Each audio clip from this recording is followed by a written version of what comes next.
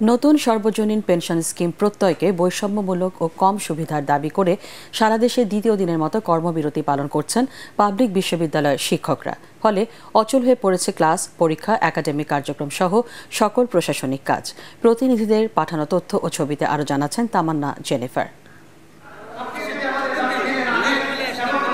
বৈষম্যমূলক pension scheme প্রত্যাহার, super গ্রেডে বিশ্ববিদ্যালয় শিক্ষকদের অন্তর্ভুক্তি এবং শিক্ষকদের জন্য স্বতন্ত্র বেতন স্কেল প্রবর্তনের দাবিতে কর্মবিরতি পালন করছে ঢাকা বিশ্ববিদ্যালয়, বাংলাদেশ প্রকৌশল বিশ্ববিদ্যালয়, জাহাঙ্গীরনগর বিশ্ববিদ্যালয় সহ ৫৫টি পাবলিক বিশ্ববিদ্যালয়ের শিক্ষকরা।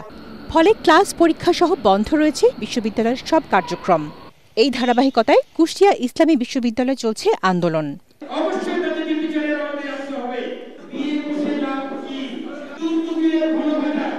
কর্মবিরতি উপলক্ষে কুমিল্লা বিশ্ববিদ্যালয়ের প্রশাসনিক ভবনের সামনে অবস্থান কর্মসূচি পালন করছেন শিক্ষক, কর্মকর্তা ও কর্মচারীরা।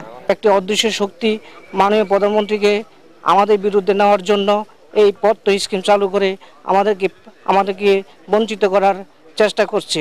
দ্রুত যেতে এগুলা প্রত্যাহার করে আমাদেরকে যেত সুন্দর সুষ্ঠুভাবে যেত আমরা কর্মক্ষেত্রে যেত আমরা ফিরে আসতে পারি, সেই দৃষ্টি আকর্ষণ করছি। সিলেটের শাহজালাল বিশ্ববিদ্যালয় ও কৃষি বিশ্ববিদ্যালয়ের শিক্ষক, কর্মকর্তা ও কর্মচারীদের কর্মবিরতিতে অচল অবস্থার সৃষ্টি হয়েছে। আন্দোলনরতরা জানান, দাবি আদায় না হওয়া পর্যন্ত কর্মবিরতি চলবে।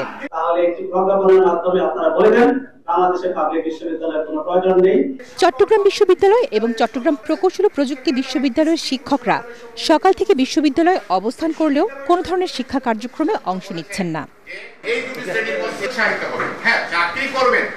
এদিকে কর্মবিরতি চলাকালে বরিশাল বিশ্ববিদ্যালয়ে ব্যানার টানানোকে কেন্দ্র করে অফিসারদের দুই পক্ষের সংঘর্ষে ৫ জন আহত হয়েছেন।